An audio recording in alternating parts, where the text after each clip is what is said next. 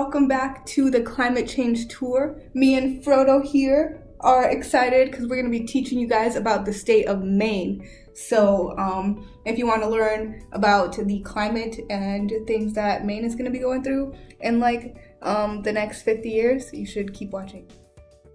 Approximately 40 million pounds, which is nearly 90% of the nation's lobster supply, is caught off of the coast of Maine. Maine produces 99% of the blueberries across the country, making it the single largest producer of blueberries in the United States. The state flower is the white pine cone, and the state tree is the eastern white pine. Maine is located 45 degrees north, meaning it gets both the westerly winds and the polar easterlies. Maine's climate is best characterized by cold, snowy winters and mild summers. Peak temperatures throughout the state average 60 to 70 degrees Fahrenheit, with the southern interior being able to reach 90 degrees for up to 25 days, and the coastal division maybe 2 to 7 days. Winters are generally cold. The northern interior experiences between 40 and 60 days of sub-zero temperatures, while the coastal division usually only records between 10 and 20 days.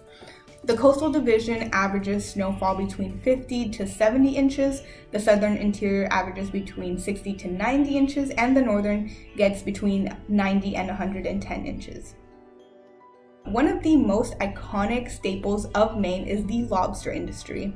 In the last few years, lobsters have been caught in record numbers. In fact, the number has increased 500% in the last 3 decades. The lobster industry has become a $500 million industry in Maine and is essential to the state's economy. The Gulf of Maine is warming faster than most of the world's waters, with an increase 3 times greater than the world's average. This is creating optimal conditions for lobsters to reproduce, while for the time being, this is great for the state. As the sweet spot of warm water temperatures continues to move north, the lobsters will inevitably continue northward towards Canada, leaving Maine's industry broken.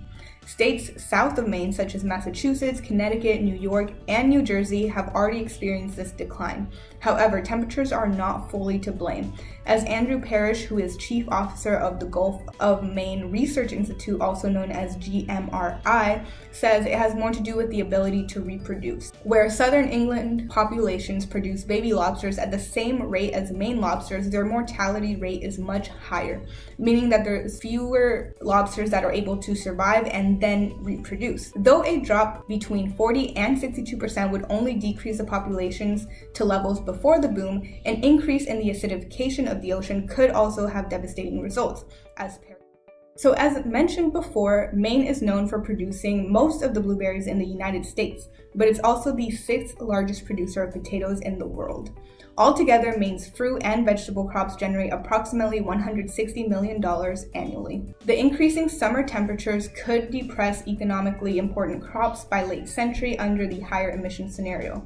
Northward expansion of pests, weeds could also further damage the crops, leading to an increase in use of pesticides. According to the University of Maine, the more frequent heat waves in the state are damaging crops such as apples, pears, and peppers, and reducing the productivity and health of dairy and other livestock. The increase in frequent and intense downpours are also taking a toll, with the hourly rate of precipitation increasing by 35% between 2001 and 2013. This new intense rain is increasing the risk of soil erosion, seed loss, soil saturation, flooding, and nutrient runoff.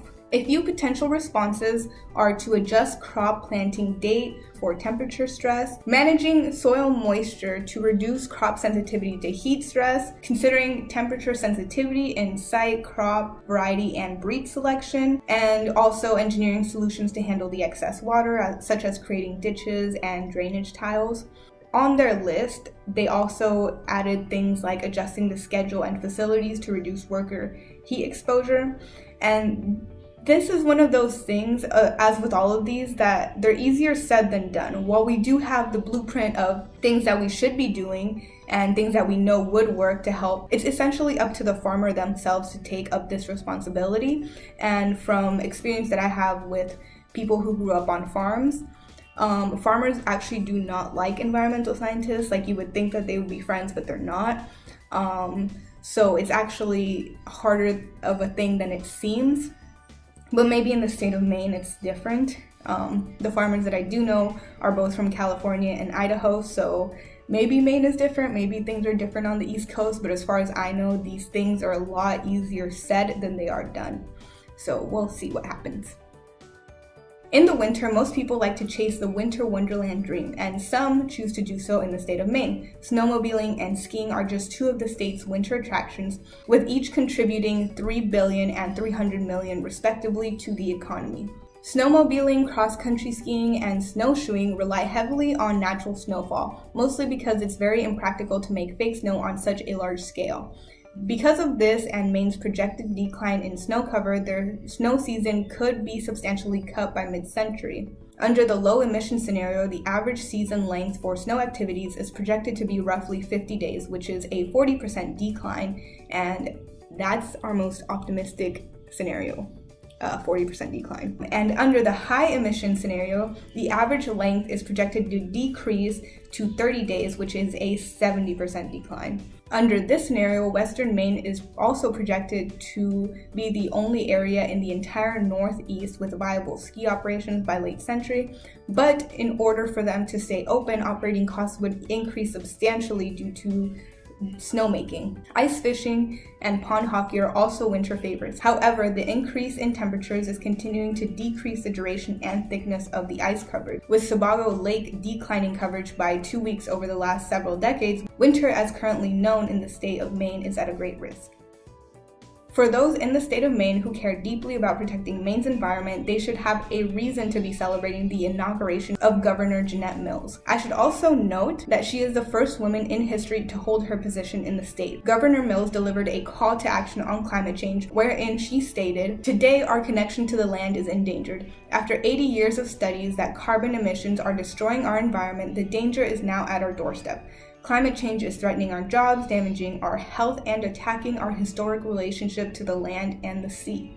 Tonight, I say enough. Enough with the studies, talk, and debate. It's time to act." She also later said that our new administration will embrace clean energy, change our modes of transportation, weatherize homes and businesses, reach a goal of 50% of our electricity coming from Maine renewable resources. These actions will create good-paying jobs, preserve our environment, and welcome young people to build a green future here in Maine. So on their government website, they actually have a citizen's guide to reducing emissions, which I'm going to put up on the screen right here.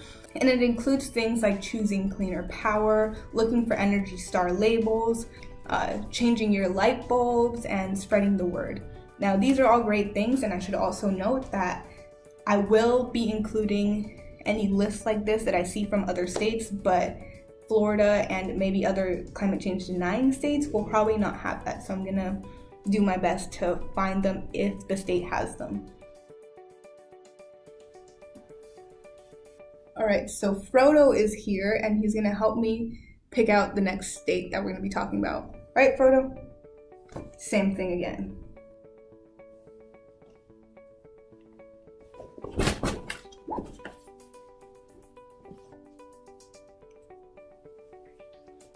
Oh my god, I still look like a choice. We're just gonna leave that there. So, oh my god. This is gonna be fun. The next state we're gonna be talking about is West Virginia. Anyways, if you guys enjoyed that or learned anything, please let me know. Or if you live in Maine, because honestly, I think after researching it, I kind of want to visit. That's Frodo. Don't forget to hug a treat, and I'll see you guys next time.